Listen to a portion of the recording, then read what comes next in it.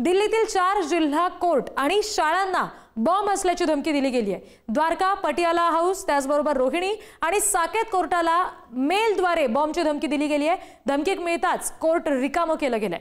Bomb पथकाच्या गाड्या सुद्धा कोर्ट परिसरामध्ये दाखल झाल्यात। ही घटनास्थळावरची दृश्य आपण बघतोय। श्वान पथकांची सुद्धा मदत घेतली जाते।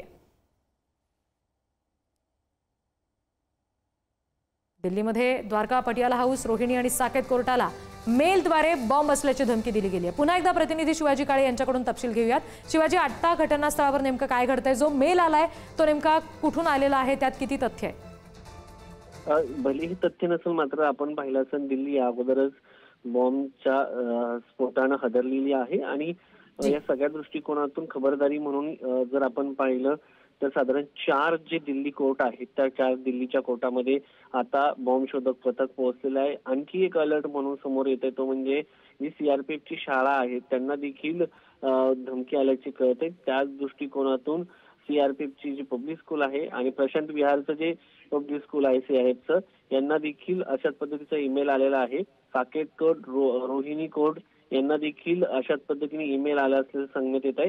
त्यासाठी सीआरपीएफचे अधिकारी, बॉम्ब शोधक पथक आहे, डॉग स्क्वॉड आहे, हे घटनास्थळी पोहोचलेले आहे आणि शाळांची सह आता जी न्यायालय आहे त्या न्यायालयाचा परिसर देखील खाली करण्यात आलाय। साकेत आणि रोहिणी कोर्टच्या परिसरामध्ये सुरक्षा व्यवस्था अधिक वाढवण्यात आलेली आहे आणि जर आपण पाहिलं की जी माहिती मिळते त्यानुसार जैश ए मोहम्मदच्या नावाच्या ज्या दहशतवादी संघटना आहे त्यांच्याकडनं या सगळ्या संदर्भामध्ये मेल जे आहे ते पाठवण्यात आले आहे। असं सांगितलं जात आहे की जे दहशतवादी दिल्लीच्या बॉम्बस्फोट प्रकरणामध्ये अटक करण्यात आले होते त्यातील काही दहशतवाद्यांना याच कोर्टामध्ये हजर करण्यात आलं होतं आणि त्याच ठिकाणी अशा पद्धतीने धमकी आल्यामुळं जर आपण पाहिलं तर आणखी सतर्कता जी आहे ती वाढवण्यात आली आहे। सायबर सेल जी आहे या सगळ्या प्रकरणाची चौकशी करत आहे। त्याचबरोबर घटनास्थळावरती सीआरपीएफ असो इतर ज्या एजन्सीज आहे त्या देखील पोहोचल्या आहेत आणि तपासणी जी आहे सध्या सुरू आहे। शिवाजी, धन्यवाद सगळ्यात सविस्तर तपशिलांसाठी।